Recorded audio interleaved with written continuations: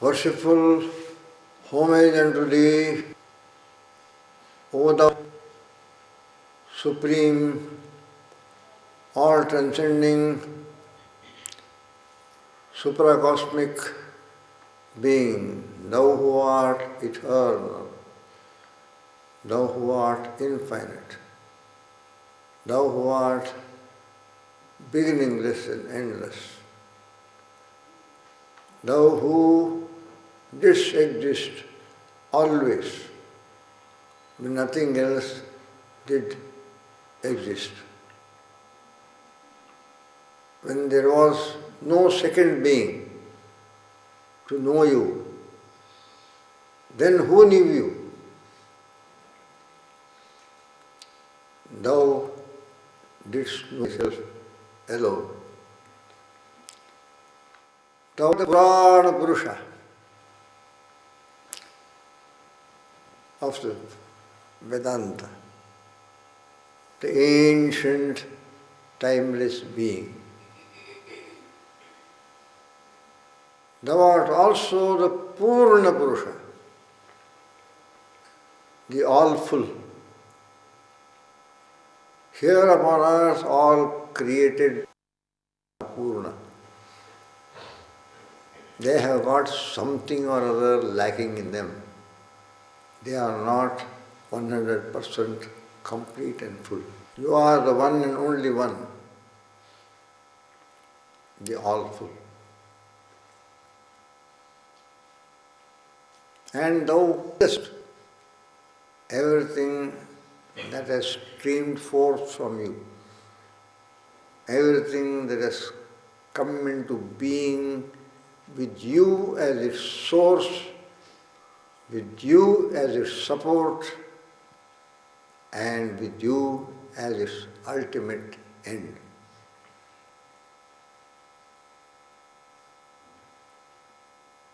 While thou art thyself without either beginning or middle or end.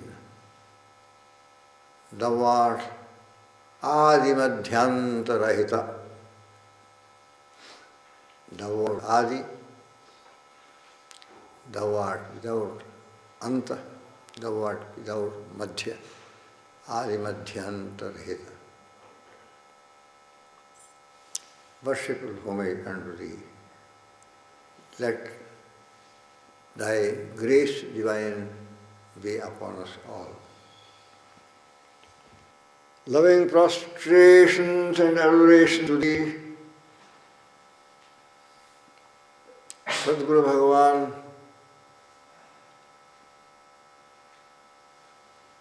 loving prostrations, adorations to Thee, worshipful and beloved Holy Master Gurudev Sri Swami Chidananda Maharaj, in whose spiritual presence we are all gathered together.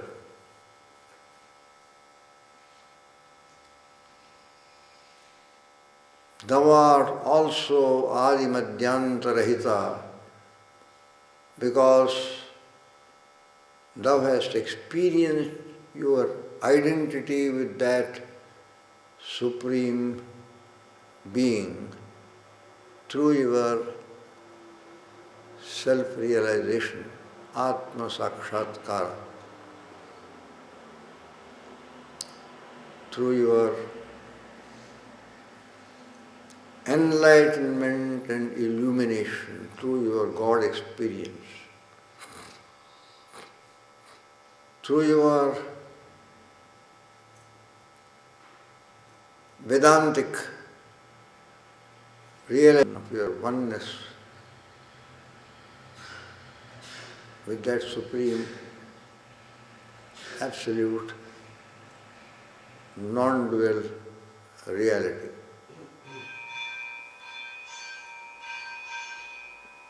May Thy grace be upon all beings assembled together here in Thy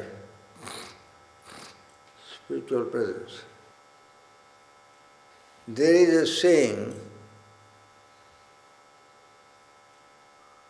Janani Janmabhumischa Swargadapi Gariyasi. The mother and the motherland, the country and the nation of which you are a citizen. The mother and the motherland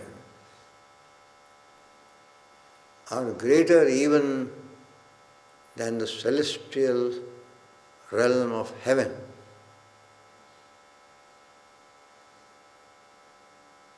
More valuable, more important, more precious.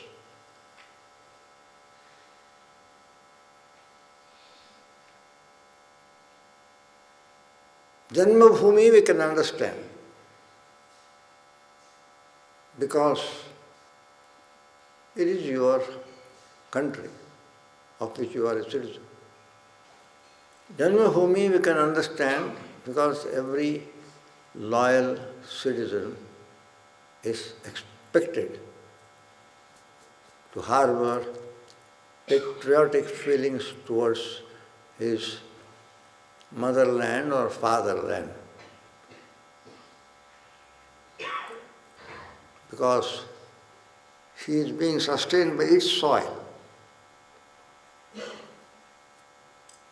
His cities and towns are made possible by its rivers, the water of its rivers. And you are appeasing your hunger, nourishing yourself, growing, and you are alive because of the grain that its soil provides for you, because of the food material that it provides for you, vegetables, edible leaves, fruit,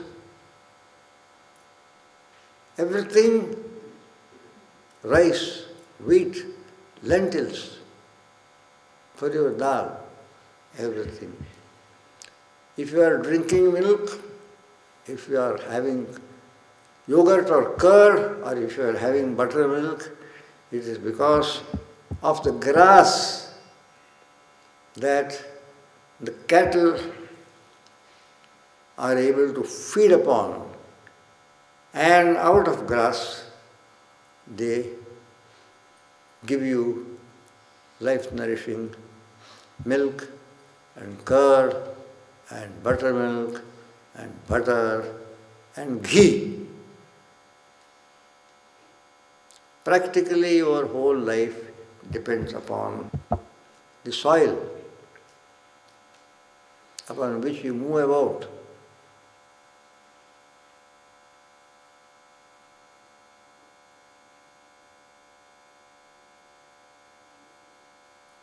No astronaut would have landed on the moon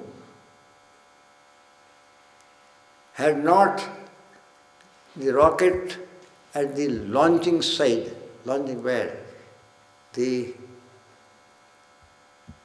firm, strong earth underneath it, from where to kick off in the first instant. The whole launching setup is firmly embedded upon the earth.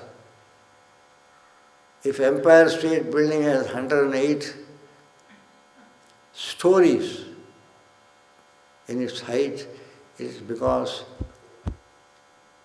the earth has provided it the foundation, in-depth foundation, in order to support the loftiness of its structure.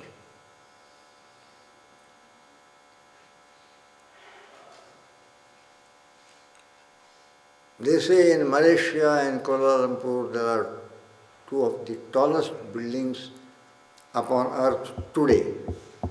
Today.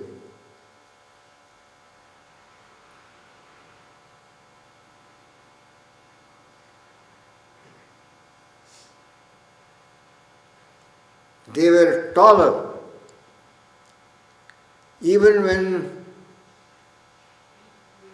the two towering structure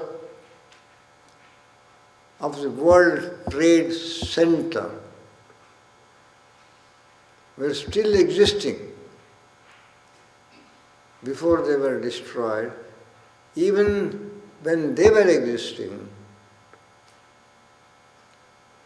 until 11th of September, 2 years ago, even then the Malaysian structure was the tallest in the whole world, thanks to Muhammad Mahathir, the extraordinary, charismatic Prime Minister. How did that become possible? Because of Mother Earth. Mother Earth supports it, gives it firmness, gives it strength, gives it the indispensable firm support necessary. So, Janmabhoomi, we can understand. You exist because of the necessities of life being provided in abundance year after year by your country's Mother Earth. But what about Janani?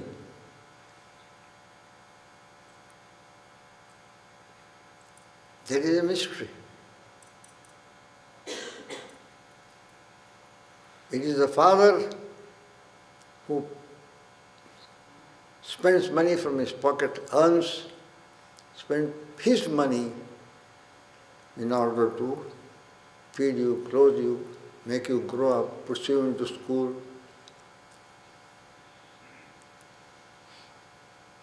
LKG, UKG, primary school, middle school, high school, +2, college, makes you a graduate, a postgraduate, or a technical person, 4 years, 5 years course, MBBS, MD, specialty, MSc, LLB, computer engineer, aviation technician, whatever it is the father who spends. Father, you even support your mother, his wife. So what does the mother do?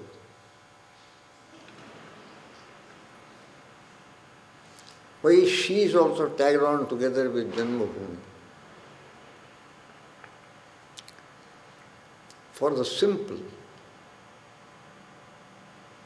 but undeniable and onerous reason that had she not been there, you would not exist today.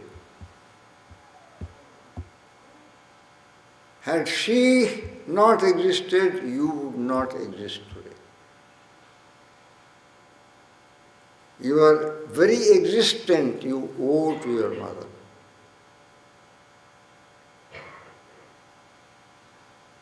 Your very existence is because of her. She is the source of your being. She is the origin of your existence.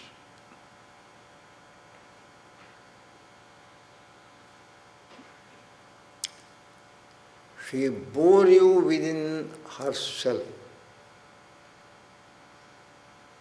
for 9 months, 9.5 months, 10 months.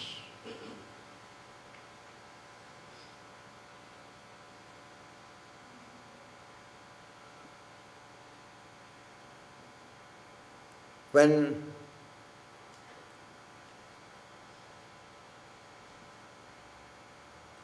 Dasharatha, King Dasharatha, the ruler of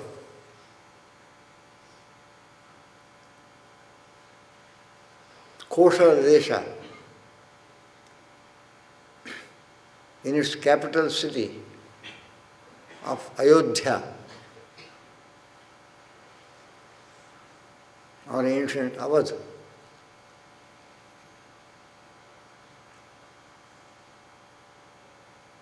decided that now I am getting old. My eyesight is not what it was. My hearing is not what it used to be.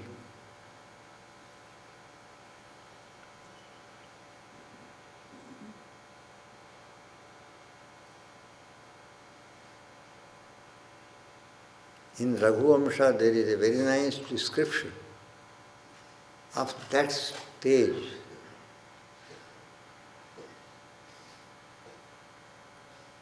In which Dasharatha found that is now the right time for him to retire and to put his eldest son, Sri Rama,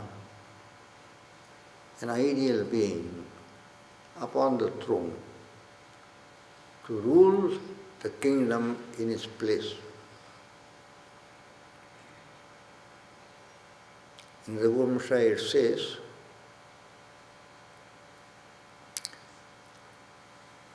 just as an oil lamp with a cotton wick has been lit in order to dimly light the bedroom of a person, when the person goes to bed, because too bright a light will disturb sleep, will work against the onset of sleep. But absolute darkness would create a problem when sometime in the wee hours of the post-midnight period, if one feels like going to the toilet, if one opens one's eyes in pitch darkness, then it would create a problem. Sometimes one becomes disoriented.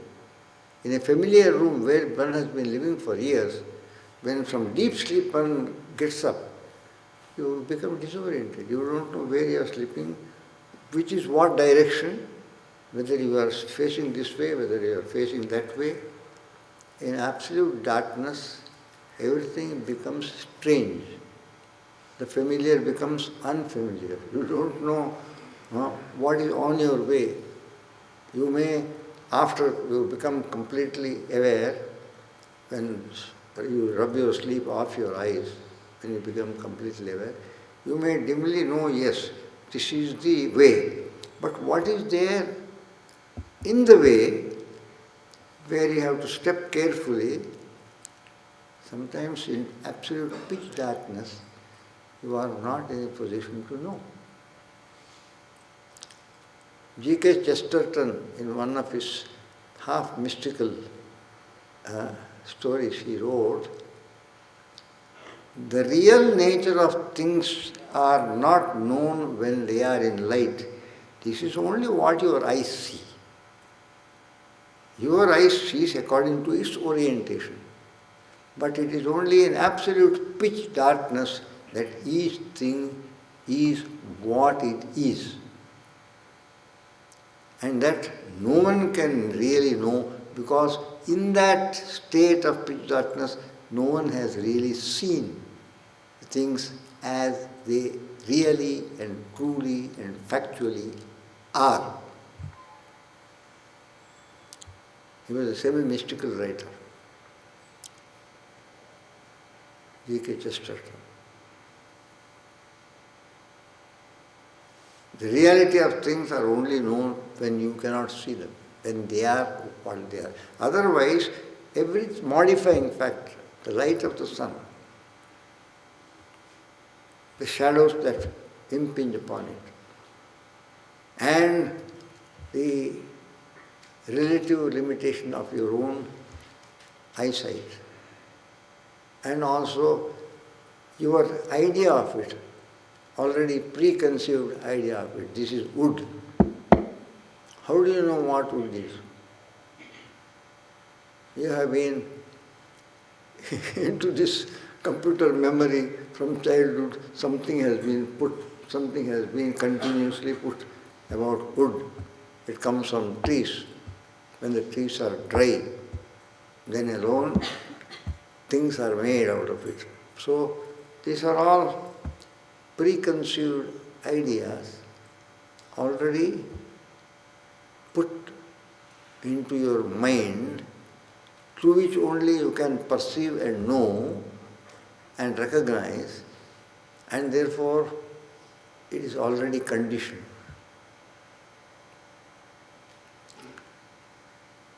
And now we come to the concept of the mother. The dim light of the lamp is necessary in order that some perception of direction, what is on the way, can be cognized by you. But having burned the whole night in the early hours of dawn, when the darkness is about to recede, and slowly, little by little, you are able already to see things around you. At that time, having burned the whole night, the oil has become depleted.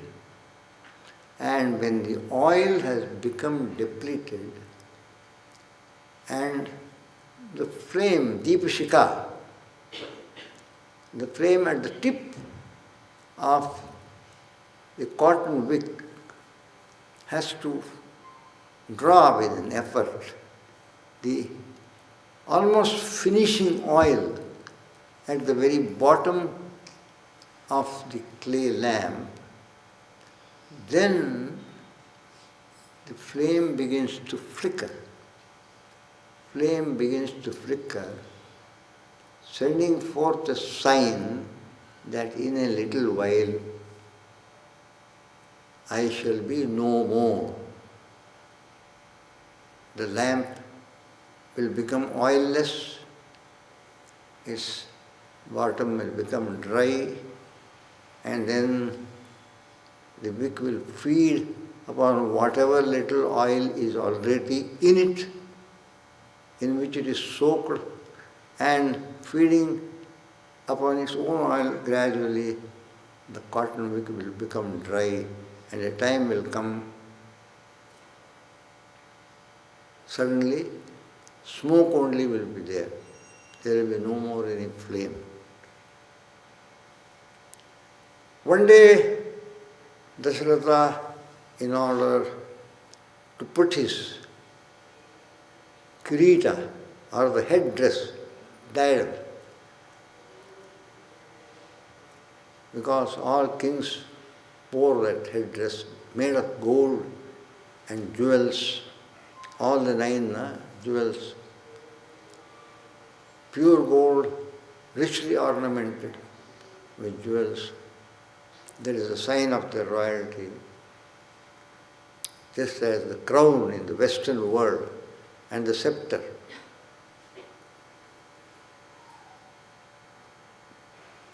When he was looking into the mirror, he suddenly saw some white hair in his 2 ears.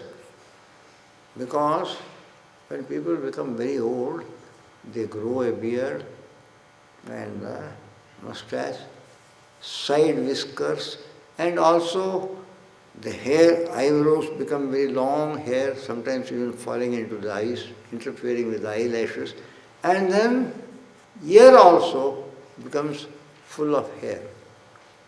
And as he was looking into the mirror, he found that all his hairs were white.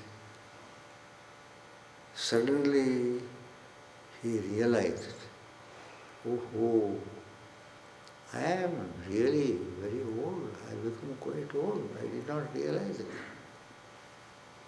Now it is high time that I get down from the throne, I abdicate and put my eldest son, worthy in every respect to be a king and a ruler, an ideal person. I put my eldest son Rama upon the throne.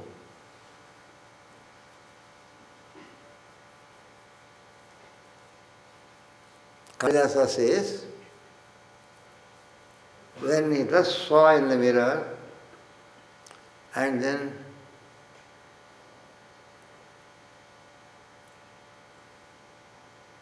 white hair was seen, it is as though the white hair means old age. Old age in the form of white hair came close to me and whispered, "O Dasharatha, now you have become old. After a little time your end will come. It is better now to install your eldest son, Rama, as the king of Koshala Desha, to rule from its capital of Ayodhya."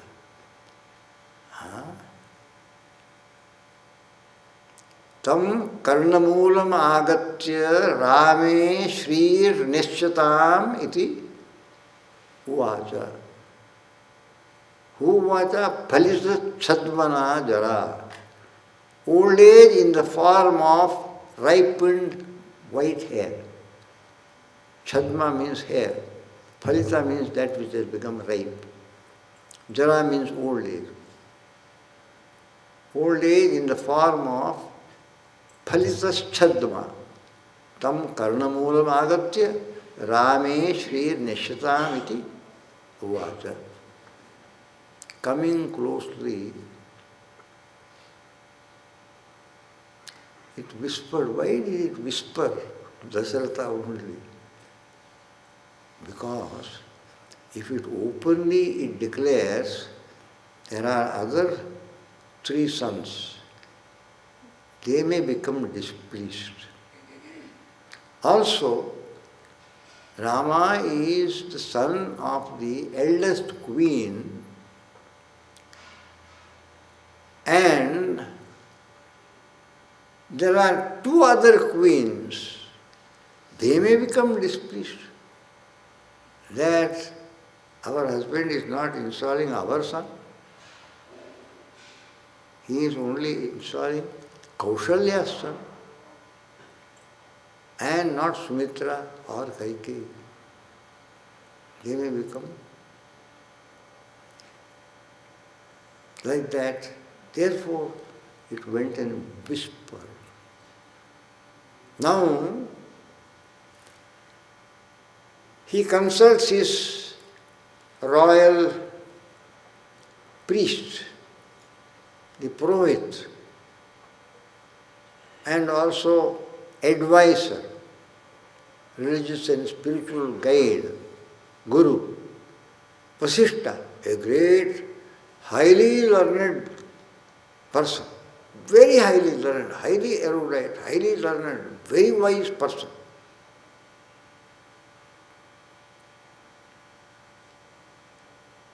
And he says, yes.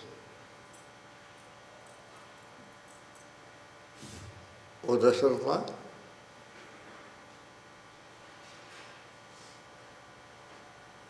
even though I am your subject, living in your realm, Therefore you are superior to me in that state of relationship. You are my king. I must talk to you respectively. But in the spiritual dimension, you are my disciple. I am your guru. So you are asking me what I think of your idea of installing Rama, retiring and installing Rama upon the throne as ruler. My opinion is you are thinking right. It is the right time for you to do so. You are quite courageous and brave not to cling to the throne, but graciously wanting to do the right thing by your subjects, your kingdom, and your own family. Then Dasharatha says, please find out an appropriate and auspicious time in which I can install Rama upon the throne.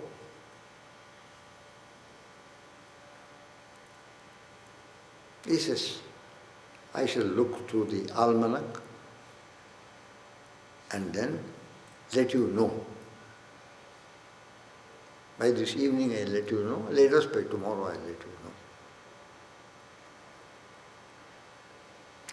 And when he did so, and Dasharatha decided to install Rama, and he proclaimed it, all the subjects became very happy, because Rama was loved by everyone due to his excellent character, lofty and noble nature. He was an ideal human individual. And all the three queens loved Rama as their own son. Not only the mother who actually gave birth to him, Kausalya, but also Sumitra, Kaikeyi, all of them loved him. But there was a very crooked-minded, vicious maid to the youngest of the three queens, whom Dasharatha loved very specially. She was most beloved to him, and she had this crooked-minded maid who poisoned her mind, saying, if Rama is installed and the throne finished, you will be nowhere. What do you mean? Shut up. Get away. Don't talk nonsense. I am not talking nonsense. If Rama is installed on the throne, who will be the queen mother? Rajamata. Will you be the queen mother? No. It will be the eldest queen, Kausalya, who will be the queen mother. All respect will go to her. Everyone will kowtow to her, bow to her, pay her reverence, obeisance. And who will care for you? You will only be number 3. She will be number 1.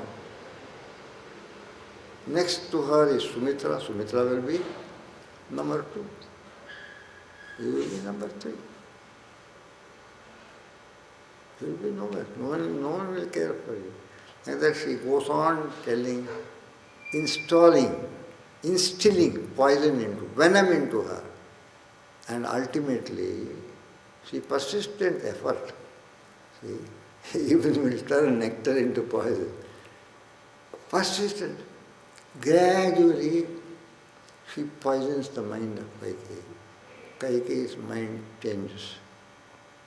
And then she compels Dasharatha to give 2 promised boons to her. He says, you promise, yes, certainly. You will give it? Yes, certainly I will give it. Ask whatever you want. Number 1, number 2, I will give you the boon. If you want a third also, even though I have not promised it, I will give.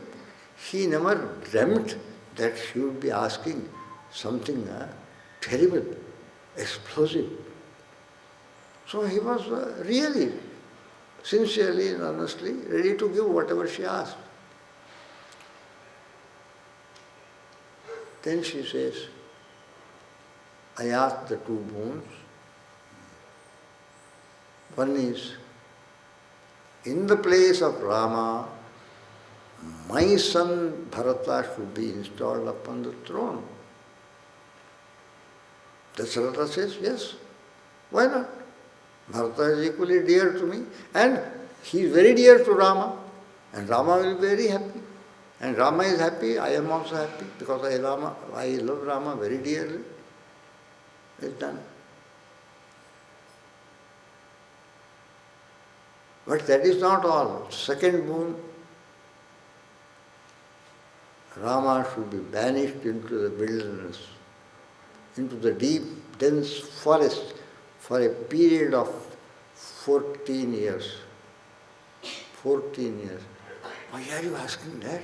My God, I cannot live without the sight of Rama, even for one single day.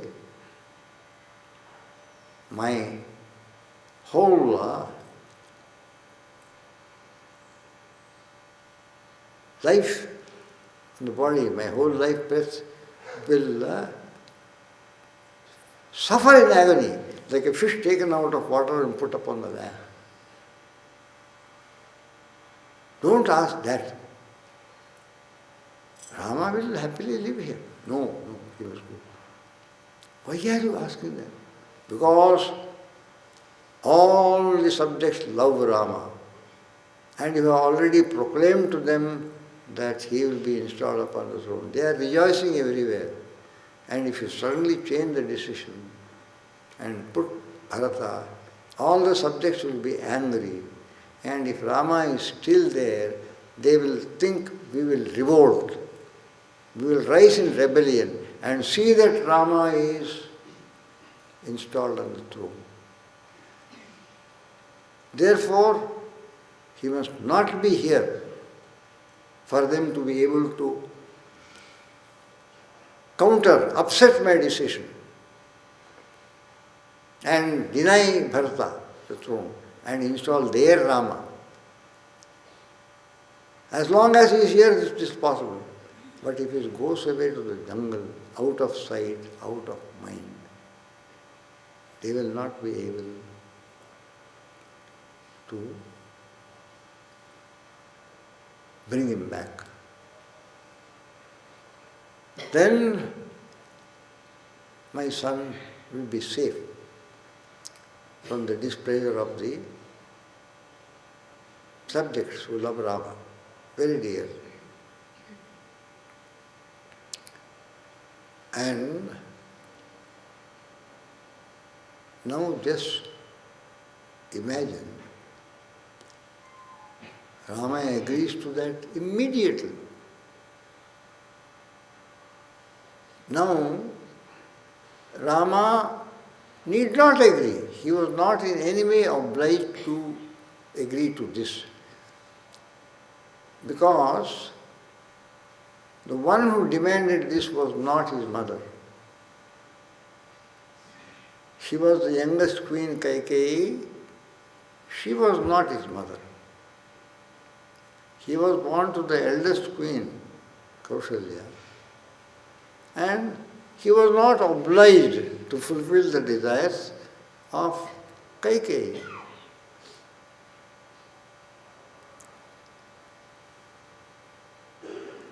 Then,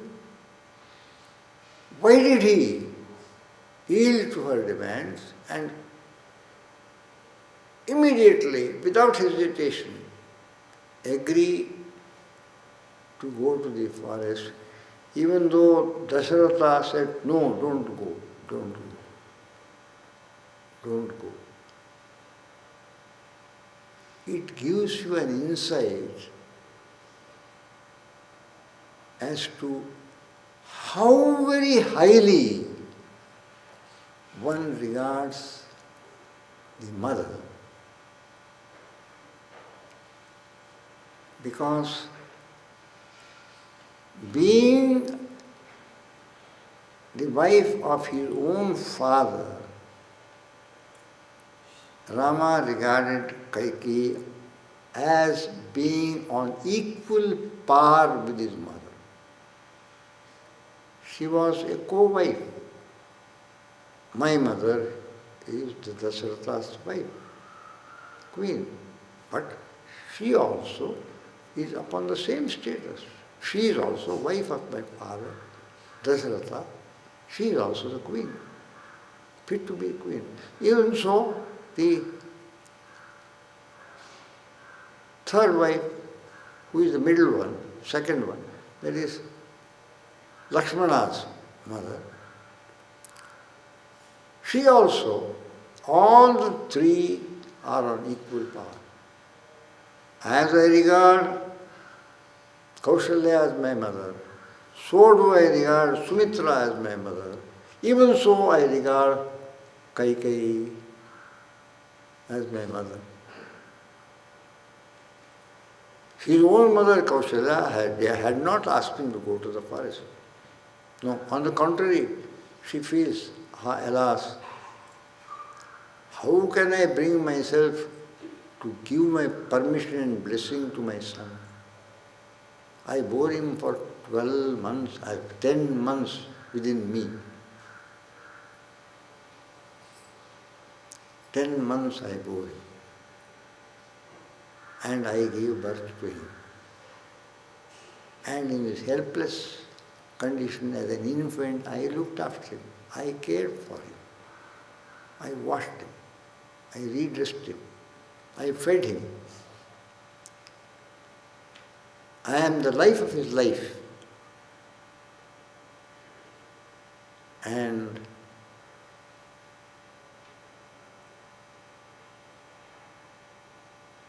how I can allow him to go? She did have this feeling, but nevertheless, because she said, yes, I have to yield. Because one who is just like myself, together with Sumitra, Kaikeyi is just like myself. Therefore, even though from the very innermost root of my being, I say, no, Rama, don't go. Rama, stay. At least stay for one day more. Because Rama decides to go the very same day. At least stay for one day more. Because Kaikeyi says he must go just now. Because that is the day and the auspicious moment for the new king to be installed upon the throne. So if Rama goes away, my son must be immediately called from, he had gone to his uncle's house, immediately called and installed. And even though Rama was not obliged to go, because it was not his mother who was wanting to go, because the very fact that she was on par with his mother, so highly is the mother respected. He said, no. Kaikeyi is no other than Kaushalya. She is just like my mother Kaushalya. Her words are to me as the words of my mother. I bow to her wishes, I go. This is the high place given to the mother in the context of the Indian Hindu culture. Indian Hindu culture. Therefore, the land whose soil nourishes you and makes your life possible is called motherland. Matribhumi in our culture, not fatherland. In the West, sometimes they refer to your nation as the fatherland.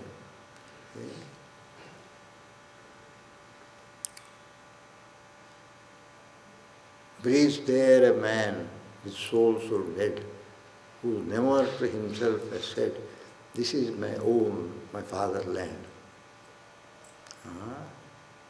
Who does not have that feeling of patriotism. Fatherland. This is motherland, Janmabhoomi, who gave birth to you. Such is the great, that explains why the poet says, or the saying goes, Janani Janma Bhumischa Swargadapi Gariyasi. It explains this saying, this concept. The mother and the motherland are greater even than the celestial world, celestial realm of heaven itself. Okay? That's why when our ancients admonished the student who had finished his studies, remaining with the Guru, in the Guru's own hermitage, in the outskirts of the forest, remaining as a Vidyarthi in the Gurukula, and imbibing, learning for a period of 12 years. And after the learning is over, with the blessings of the Guru and the Guru's wife, these forest-dwelling hermits and sages were people with families, and kings endowed with them with property also. Otherwise, how they can keep the students, accommodate them, feed them, and teach them? So they had fields which they cultivated. They had koshala, cows, which yielded them milk, etc., for the students, young students. Because young students at the age of 8 or 10 were admitted into the Gurukula. 12 years they study. At the age of 22, 23, they returned. They were sent back home. Blessings. So they had all these things with them. And Vasishtha had his own Gurukula also. And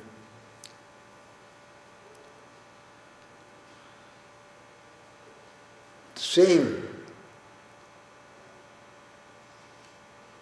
by these gurus in ancient times, when the student finished his education and the time came for him to depart back into his home, they, just as when a person has finished his studies in a university, when he is to take his degree and go, a special function is arranged by the university to give the degrees to people.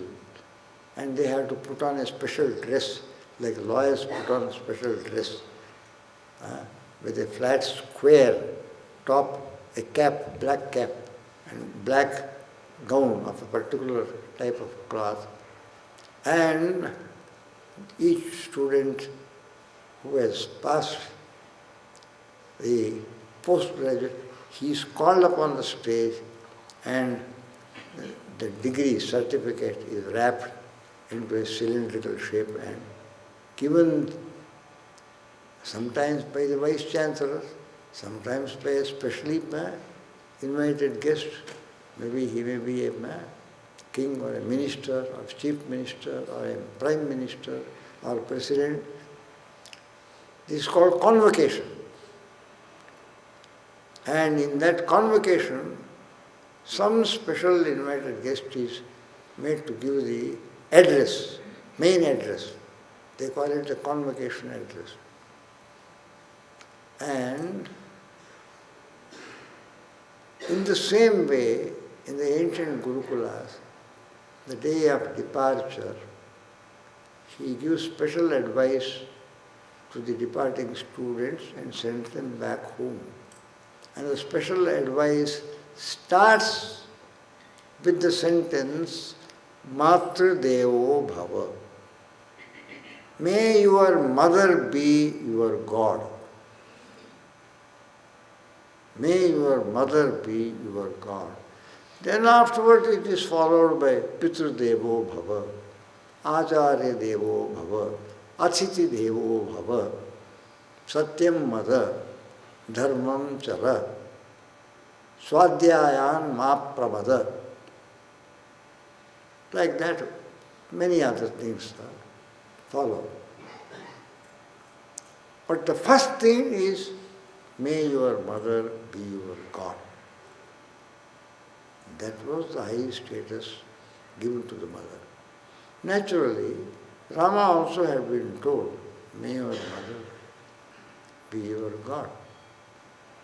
And it was the magnanimity and the large-heartedness of Rama that he did not confine this identity to his own mother who gave birth.